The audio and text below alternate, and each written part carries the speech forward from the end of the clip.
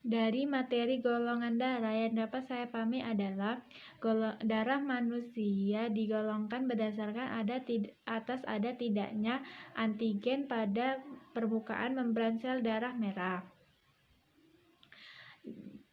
Antigen pada sel darah merah adalah antigen A dan antigen B. Terdapat beberapa sistem golongan darah.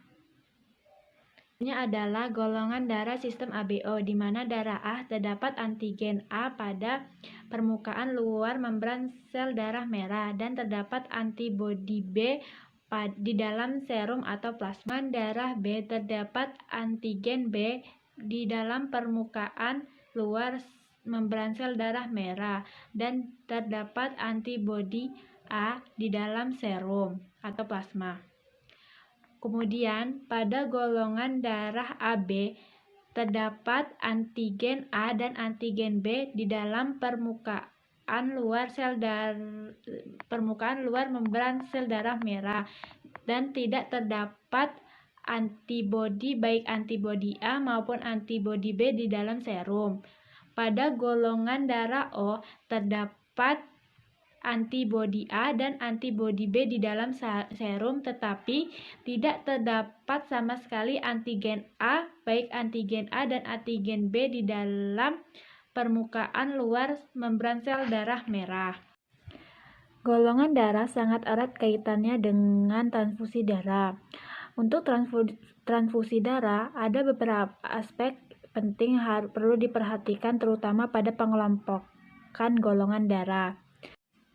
Golongan darah pendonor dan penerima darah harus sama, karena apabila golongan darah A menerima donor dari golongan darah B, maka akan terjadi korslinkage dan terjadinya aglutinasi sehingga menyebabkan hemolisis pada darah, karena terdapat reaksi antara antigen dan antibodi.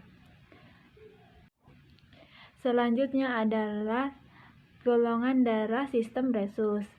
Tes rhesus pada manusia dibagi menjadi dua. Yang pertama, rhesus positif atau RH positif, terjadi penggumpalan yang artinya ada antigen RH di dalam darah.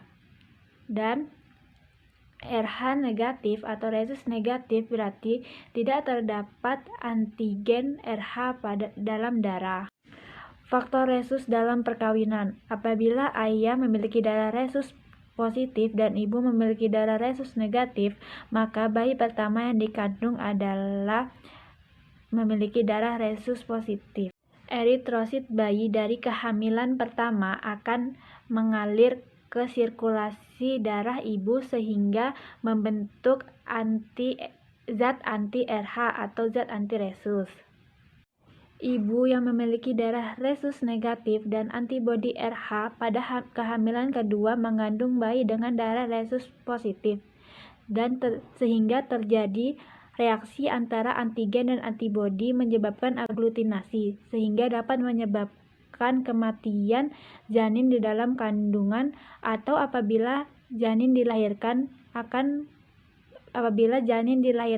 menderita penyakit erythroblastosis fetalis.